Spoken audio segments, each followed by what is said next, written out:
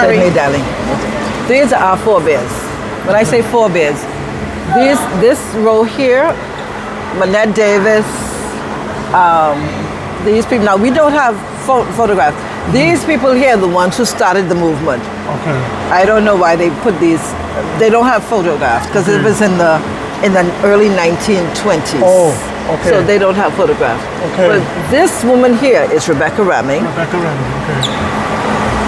They started at the Prince George Dock. Where you come in, what happened, the ships used to come in with visitors from the cold weather during the winter time. And the visitors noticed that the locals made baskets to carry their produce. This was a vegetable market, fish and vegetable market, and what we call the little grocery stores, the mom and pop. So they noticed that the locals had broad straw hats and baskets to carry their wares home. So they started to ask for the same thing. So these women down to the bottom here, these names were the ones who started the movement. My grandmother, my grandmother was one of those.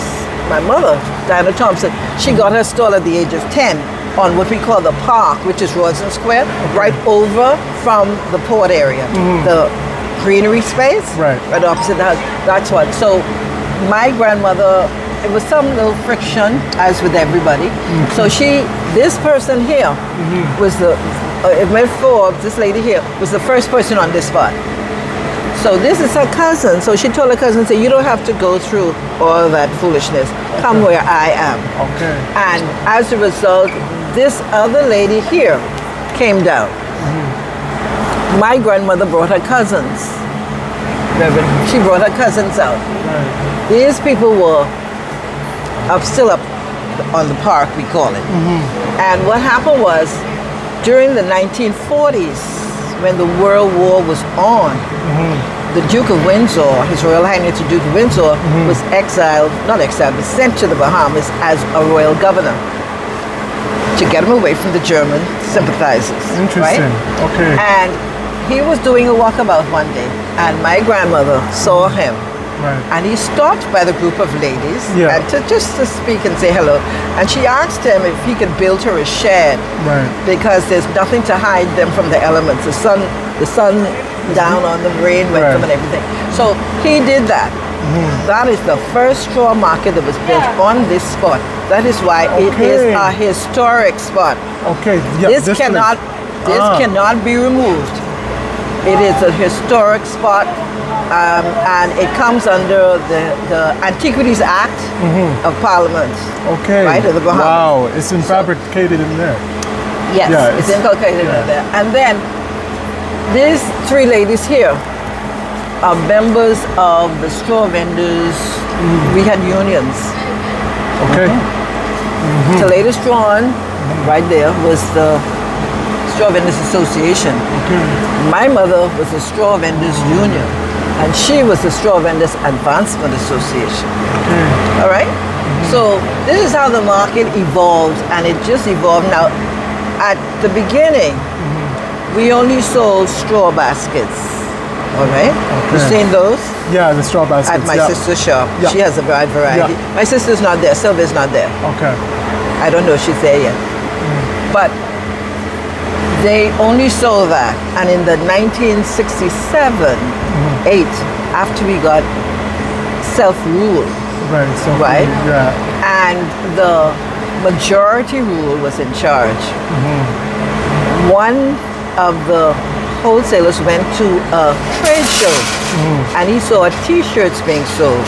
So he brought them to the market and asked if we could sell it and see how much we got. It was so successful that he started to import them. And when the persons with the souvenir shops on Bay Street saw that the straw vendors were getting into other things besides market, they sent the police down and said, we have to stop. So the government then decided that in order to help these women provide for their families, they allowed us. My mother called a press conference. Okay. Right. And because she was a union leader, she called a press conference. And to provide for their families properly, they allowed us to sell anything we wanted. Wow. This is how the straw market evolved. And right now, it has evolved to the point where people find it more expedient to buy and sell than create. Right? I understand. Yeah. Because when you have a lot of work to create, you go home, you stay up late nights and all that. Whereas if you just buy it and sell it, you know, it's quick turnover, I call it. Yeah. Mind you, the straw bags are very good and they sell very nicely and they are expensive. They're no longer cheap. No. That is one reason why I feel the type of tourists, the caliber of tourists that we have coming now are $300, $400 per trip from Miami. They're no longer the millionaires who come over looking for something to put in their den or anything like that. You know? So that is the reason why I feel that the straw is more expensive for them to purchase. They'd rather purchase a $10 souvenir rather than a $70 or $80 bag. Interesting. All right, you see all those bags there? Yes. Those bags at the top would sell for about $80. Wow. Right? The ones at the bottom there are about $25. You see? And she's doing one right now. So you have, it's almost out of the range. You have 5 children coming over. You spend about $300, $400 for each one. It's out of your range. Right. You know what I mean? Right. Yep. So therefore, only the persons who are well-heeled would buy a $70 or $80 or even $100 and some dollar bag. My sisters have bags for $150, $175. Right. Right? You would have to want that to buy it. Right. And 5 or 6 children, you're not going to buy it. Right. So that is the reason why the straw market has become what it is. Now, when the visitors come here, the straw market is one of their must-stop tours. On the tour, you must stop here because of the variety of items you would find. Mind you, in the stores, it might be even cheaper. Right. But because of the camaraderie and the banter and the haggling, you cannot haggle in the stores. You can't haggle in the store. It is what it is, right? Yes.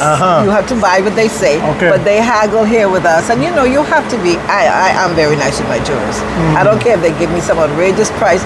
I tell them, I've heard it before, but we can compromise on something. And if I buy something for $10, I can sell it for $15. I don't have a problem. You understand what I'm saying? So therefore, that is the reason why. That is the reason why we have that problem in the straw market. In that you have persons who would rather buy than create. All right. Now, the Bahamas has changed to the point where we have a new port. We have a new port. And on the family islands, they've given permission, leased out islands to the cruise ships. And as a result, that's a second destination, Coco Key, Great Harbor Key, you have Half Moon Key. Now there's another one coming up. I think Disney is doing Lighthouse Point, which is going to be even more extravagant. A little mini Disney on Eleuthera. Very, very picturesque places. But Nassau is a must-stop. Yes. It's a must-stop. Even if you stop here only for 5 hours, it's a must-stop. Do you think when they build that, it's going to contribute to, let's say, the local stuff? It will in a way that the local entrepreneurs will be able to bring their wares to sell to the visitors. It's happening now on those keys. Even though it's all inclusive to the ship, with your ship card, you still are able, the persons, the islanders are still able to sell to the visitors. Why I say this? Because I went in the wholesaler shop and they buy tons of stuff. So I know it is a lucrative business for them. Besides, it's their only business. Other than farming, tourism is the only business. It's our premier industry. Our second industry is banking. Banking, yes. Prior to 1992, we used to, we had a lot of money laundering and the bearer bonds and stuff, but the European Union blacklisted us, and as a result, our government had to pass legislation to stop bearer bonds and other dubious Activities. transactions. Now, you have know your customer. Anybody comes and you have to fill out that form, and that's one of our people was arrested in the U.S. Okay. for money laundering, and because he had that information, he was exonerated. He was exonerated. Interesting. You understand what I'm saying? So therefore, we have a rich heritage of tourism. We have a rich heritage also of cultural spots where we have the forts. We have Fort Charlotte, we have Fort Fincastle, we have Fort Montague. Yeah. So those are the big forts that you can go and visit and all that. Now beaches are lovely, but then everybody has beaches. Yeah. But our people are very, very nice. Some of us are extreme, but on the whole, we're very, very nice. Yeah. Right? Deep in the core there. Yes.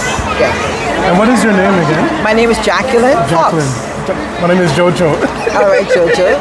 Nice meeting you. Nice meeting you. Thank you so much for that. You're welcome. We'll go back to your shop. Your day. We'll go back to your shop. You enjoy your day. Yes, thank you. All right, okay.